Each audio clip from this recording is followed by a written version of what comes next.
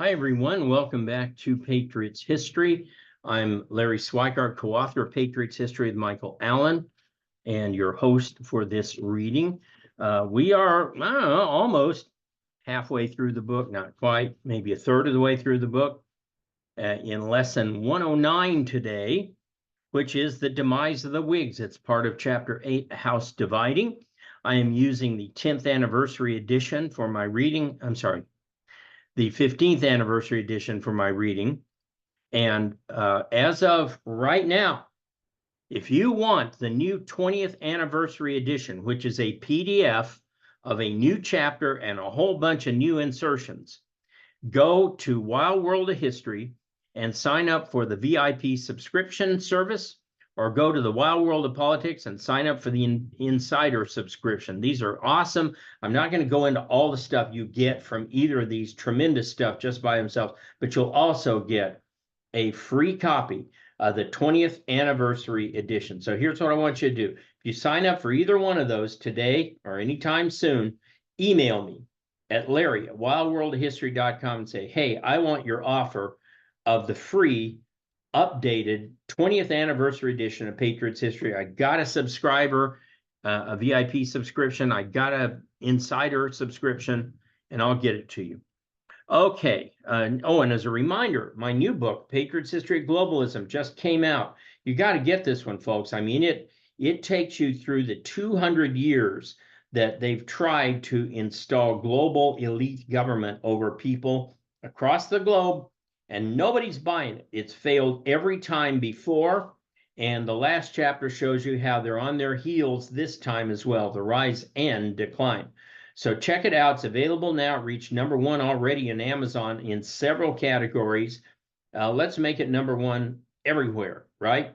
And I've got several package offers up on the Wild World of History, including Globalism and Patriots History together. So check that out. One involving Dragon Slayers and Reagan and Patriots History and Globalism. Great offers. Check them out. And let's get started. So, as always, I'm in the 15th anniversary edition. If you have an earlier edition, the pages probably won't line up. Sometimes the headers won't line up. But I'm using this edition, and I'm on page 290, The Demise of the Whigs. So, trying to bring you up to where we are at this point. We followed this pendulum back and forth. And at first, it seemed to swing in favor of the South by getting Texas in the Mexican War. So they added this big hunk of slave territory. But then, I'm sorry, in the Texas annexation, I shouldn't say the Mexican War, it came in the Texas annexation. Part of the Texas border problem helped cause the Mexican War. So in the Mexican War, then the North got the free territory, free state, I should say, of California, and territories of New Mexico, Arizona, which was one territory, and Utah, which people thought was probably going to be free. But the South seemed to achieve a great victory in what was this called the Fugitive Slave Law, in which ordinary citizens could be compelled to help return runaway slaves. So that was a big victory for the South. The pendulum swung toward the South. It quickly swung back the other way with publication of Uncle Tom's Cabin, which caused a firestorm in the North. All of a sudden, people who were kind of about slavery were kind of turned on to stop slavery. So then the pendulum swung back to the South because Stephen Douglas of Illinois introduced the Kansas-Nebraska Act to build a railroad across the country, starting out of St. Louis, Chicago, St. Louis. It would loop in Chicago, and then it would extend through Nebraska all the way out to the Pacific. But in order to assuage the concerns of the Southerners, they agreed to have a second territory created, Kansas, and immediately all the pro-slave forces rushed into Kansas and set up the Lecompton Constitution that would make Kansas a slave state. So apparently, the South won a victory by getting a new slave state. And so that's kind of where we are now. The Northerners weren't going to accept that. They rushed their own militia forces into Kansas. Literally gun battles and fighting and violence broke out. It went from mildly concerning, as in the case of the sack of Lawrence, where an abolitionist newspaper's office was shuttered, to the Potawatomi massacre, where John Brown and his sons killed 5 abolitionist free soil families, or 5 free soil men and kids. So you can see this pendulum. I mean, and you can imagine, if you put yourself in their places, how that felt. If you're a Southerner, you're euphoric. We got Texas. Oh no, they got California and maybe New Mexico and Arizona. Oh, but we got the fugitive slave law. Oh no, they got Uncle Tom's Cabin. Nobody's going to obey the fugitive slave law.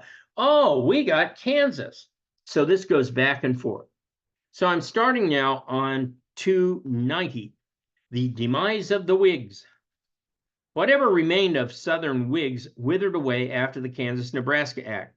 Whigs had always been a party tied to the American system, but unwilling to take a stand on the only major moral issue of the day, and that was its downfall. Let me editorialize, put things in kind of a more modern perspective. There are issues that are so important and so superseding, they tend to dwarf everything else. In our day, abortion was one of those, but the sides have largely played out now after the Dobbs decision with, if you don't like it, move to a pro-abortion state or a pro-life state. And so if you're living in a pro-abortion state and you think it's horrible, evil, blah, blah, blah, well, you can move. That's kind of the only option left. But that has kind of settled down because each side kind of found their peeps, kind of found where they're going to be. What has emerged ever since about 2006 is this immigration problem that has now become a monstrous invasion of the United States of America by all these people claiming amnesty, that they're concerned about things back home. What a load of garbage. I mean, I talked to people who know Border Patrol people, and they say they're not here for amnesty or concerned about asylum or anything like that. You know, they just want jobs or whatever. It doesn't matter why they're here. They're here illegally, making them criminals. They know they're here illegally, making them criminals, knowing criminals. And the American people are not lost on this. So far, I think Donald Trump has a 30-point lead in who's best equipped to deal with this illegal criminal invasion over Joe Biden. To me, it's surprising it's not 100 points. But in modern politics, 30 points on an issue, that's just monster. That's just huge. You can't ignore some of these issues. They don't go away. And for too long, the modern Republican Party has tried to ignore the illegal invasion issue and act like it wasn't an issue, partly because many people were benefiting from cheap labor that was coming across, and partly because they didn't want to be called bad names in the press for just enforcing the border. So my point is, throughout our history, you have these issues that just refuse to go away. They must be dealt with. They must be dealt with politically. And if you can't deal with them politically, it ends up in violence. But they must be dealt with. They don't just walk away on their own. So hang on a sec.